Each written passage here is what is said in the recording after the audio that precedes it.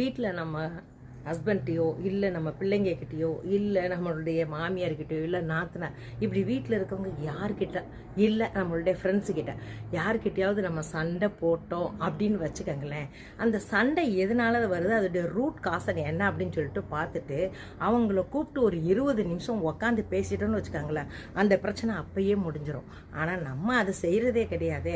அந்த சண்டையை என்ன பண்ணுவோம், இன்னும் பெருசாக்கி அந்த சண்டையை கடைசியில் நம்ம வீட்டை விட்டு ஓடுற முடியும். அந்த சண்டையை நம்ம முடிக்கவே மாட்டோம். இது தயவு செஞ்சு இந்த தப்பை மட்டும் செய்யாதீங்க. நம்ம ஹஸ்பண்டே ஏதோ ஒன்று சொல்லியிருப்பார், நம்மளுக்கு பயங்கர கோபம் வரும். அந்த கோபத்தை என்ன செய்யணும், அவர் கூப்பிட்டு ஏன் என்னை இப்படி பேசுனீங்க, இது பேசுனது எனக்கு உண்மையிலே பயங்கர கடுப்பாக இருந்தது, தயவு செஞ்சு சாரி கேளுங்க, இல்லை நம்ம தப்பு செஞ்சதுமா நம்ம சாரி கேட்டோம்னா அந்த நிமிஷமே முடிஞ்சிட போகுதுங்க. ஆனால் நம்ம அப்படி செய்கிறதே இல்லை. நீ எப்படி அதை என்னைய சொல்லலாம், நீ எப்படி இதை பண்ணலாம், நீங்கள் எப்படி என்னைய செஞ்சுருக்கலாம், நீங்கள் அவங்க முன்னாடி உங்கள் அம்மா முன்னாடி என்ன பேசிட்டீங்க, உன் தம்பி முன்னாடி பேசிட்டேன், உன் தம்பி பொண்டாட்டி முன்னாடி பேசிட்டேன்னு சொல்லிட்டு அந்த பிரச்சனையை பெருசாக்கி கடைசியில் வாழ்க்கையை வாழாமல் ஓடிடுறோம். தயவு செஞ்சு இந்த மாதிரி தவறுகளை நீங்கள் செஞ்சுருந்தீங்கன்னா இதோடு நிறுத்திக்கங்க. தயவு செஞ்சு ஏன் கேட்டிங்கன்னா வெறுப்புகள் ஜாஸ்தியாகிட்டே போகுங்க. ஒரு வெறுப்பை நிறுத்த தான் பார்க்கணுமே ஒழிய அந்த வெறுப்பை இன்னும் மென்மேலும் பேசி பேசி பேசி பேசி வார்த்தைகளால் அதை இன்னும் பெருசாக்கி அந்த வெறுப்பை அப்படியே மழை போல் நீங்கள் குவிக்கக்கூடாது. அந்த வெறுப்பு வந்துச்சா நிறுத்தி கூப்பிட்டு பேசி முடிச்சிருங்களேன், அதோட உங்களுடைய பிரச்சனை முடிய போகுது. ஆனால் நம்ம அதோட விடவே மாட்டோம். என்ன நீ என்னை எப்படி பண்ணினியா, நான் உன்னை பழி வாங்குறேன், நான் இப்படி பேசுகிறேன் அப்படின்னு சொல்லி பேசி யாருனாலும் இந்த பிரச்சனை உருவாச்சோ அவங்கள பிடிச்சி இழுத்து அவங்க குடும்பத்தை உண்டு இல்லைன்னு பண்ணிடுவோம். அதே மாதிரி ஃப்ரெண்ட்ஸுகளுக்குள்ளே அதே மாதிரி தான் பண்ணுவோம்.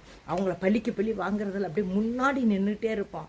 வீண் விவாதம், வீண் பிரச்சனை, வீணான பேச்சு, அதிகமான பேச்சு உண்மையிலே ஆபத்தை தருங்க.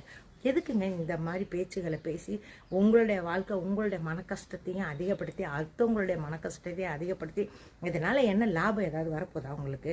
உண்மையிலேயே லாபமே கிடையாது. உங்களுக்கு உண்மையிலேயே மன கஷ்டம்தான். அது உங்களுடைய உடம்புக்கும் நம்ம பேசி முடிச்சோன்னா என்ன நினச்சிக்கிறோம், நம்ம ஜெயிச்சிட்டோம் அப்படின்ற உள்ளுணர்வு நம்மளுக்கு அப்படியே ஒரு ஆத்ம திருப்தியை தருது. தயவு செஞ்சு இந்த உள்ளுணர்வு உங்களுக்கு ஆத்ம திருப்தியை தரலை, அது உங்களை அழிச்சுக்கிட்டு இருக்கு. அதனால இந்த குணத்தை, வெறுப்புக்கு மேலே வெறுப்பை நீங்கள் கொட்டுறவங்களாக இருந்தீங்கன்னா தயவு செஞ்சு அதை அப்படியே ஸ்டாப் பண்ணிக்கோங்க.